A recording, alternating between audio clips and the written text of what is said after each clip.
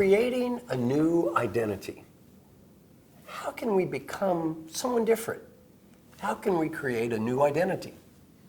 Well, oftentimes in life, we don't even think that way. We think, wait a minute, I can't create a new person. That would make me a hypocrite or a phony. I'm going to talk about how, as we journey through life, we can create a new identity. We can be a new person without being a hypocrite or a phony. Now, if we look at the concept of identity, you can see the following chart to illustrate where our identity comes from. On one dimension, you see clearly past, future. The other dimension, self, other. And then we form four basic building blocks of our identity. The first one is that intersection of the past with ourself. This is called our remembered identity. Now, how do we know who we are? Let us imagine you think, I'm a bad tennis player. Okay, how do you know you're a bad tennis player? Well, you have memories of playing tennis, you have memories of being defeated, and these memories shape your identity. You think, I am a bad tennis player based on these memories. So a lot of our identity comes from our memories.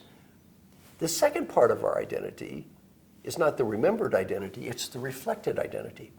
This is what other people have told us in the past. For example, part of your identity is, I'm a bad listener. How do you know you're a bad listener? People told you you were a bad listener, and this feedback that we got from other people helps shape our identity, either positive or negative. The one I'm going to spend some more time on is our programmed identity. Our programmed identity is what other important people told us we would become. It's projections of the future from other people. And we have all been programmed to believe we are a certain way. Let me give you some examples.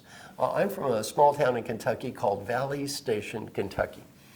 I was brought up in sort of a lower income, lower education environment. In the middle school down the street from my home last year in Kentucky in academic achievement, out of 319 schools, came in number 319.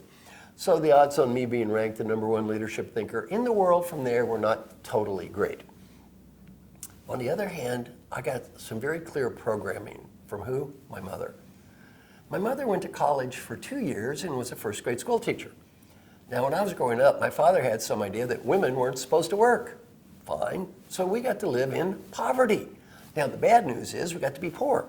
The good news is my mother took all of her first grade school teacher energy and devoted it to one person. Who was that person? Me. It was all about me. Here's some of the programs I got as a child. She said, Marshall, you are smart.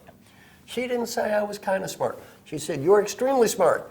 She said, Marshall, you are the smartest little boy in Valley Station, Kentucky. She also said, Marshall, you are going to college. This was never portrayed as a vote. I got the feeling if I didn't go to college, she would kill me. She said, you are going to college. In fact, you can go to graduate school. See, my father had a little two-pump gas station. It would have been very natural for me to involve in cars and tools and mechanical things. She also said, when I was a very young boy, Marshall, you have no mechanical skills, and you will never have any mechanical skills for the rest of your life. I am programmed to believe you have no mechanical skills. You will never have any mechanical skills. How does this programming impact my development as a child? I'm never encouraged to be around cars or tools, mechanical things. So what happens is, I don't learn. My father says, you have no mechanical skills. My friends, you have no mechanical skills. I'm a teenager. I know nothing about cars or tools. People are talking about a universal joint. I thought a universal joint was something people smoked. I have no idea what they're talking about. Then I'm 18 years old, I take a test. The United States Army Aptitude test. Part of the United States Army Aptitude test was called the Mechanical Aptitude test. On the U.S. Army Mechanical Aptitude test, I scored in the bottom 2 percentile of the whole United States. If you know about statistics, I think I was defeated by random chance. Now it was no longer my mother saying you have no mechanical skills, or my father. It was the United States Army and its staff of trained psychologists all got together to prove I had no mechanical skills. Oh, and by the way, think of the name of the test. It wasn't called the Mechanical Achievement Test. That would imply that's what you've done. It was called the Mechanical Aptitude Test. That would imply that's what you are. That's your identity. It wasn't until I'm 26 years old that I finally questioned this. I'm getting my PhD at UCLA from old Dr. Tannenbaum. He hands out 2 pieces of paper. One piece of paper, things I do well. What did I write? Scholarly pursuits, research. What was I saying? Smart, smart, smart. Then another piece, things I can't do. I have no mechanical skills. I will never have any mechanical skills. Dr. Tannenbaum looks at me and says, Marshall, how do you know you have no mechanical skills? Well, I said, it's hopeless. I took a test. I was defeated by random chance. He said, how are your mathematical skills? Ah, excellent mathematical skills. A perfect score on the SAT Math Achievement Test, 9 courses of math past calculus, wonderful mathematical skills. He said, why is it you can solve complex mathematical problems, but you cannot solve even simple mechanical problems? I thought about it. Good question. He said, how's your hand-to-eye coordination?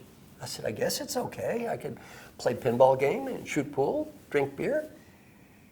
He said, why is it you could play pinball games and shoot pool, but you can't hammer nails?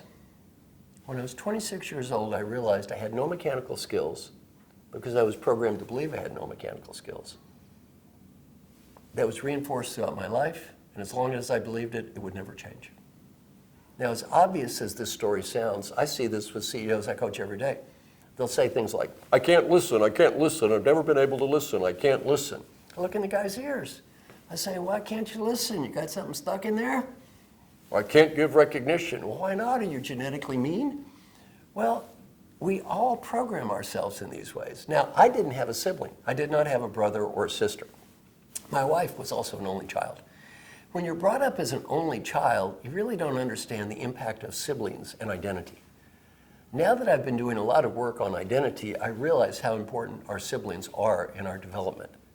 For example, almost every sibling that I work with has been defined by their parents vis-a-vis their siblings. For example, she's the smart one.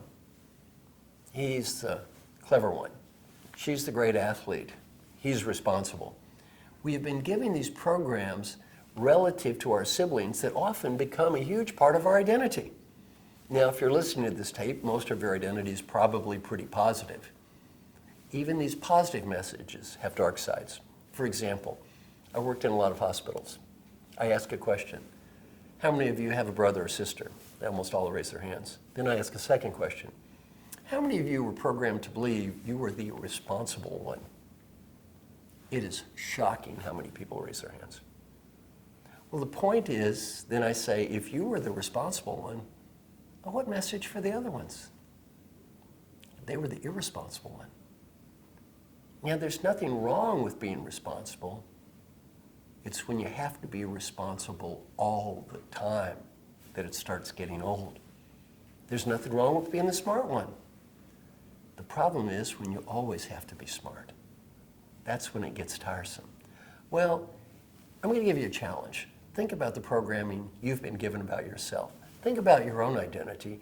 Think about who you are, and then challenge yourself and say, moving forward in life, do I always have to be this person?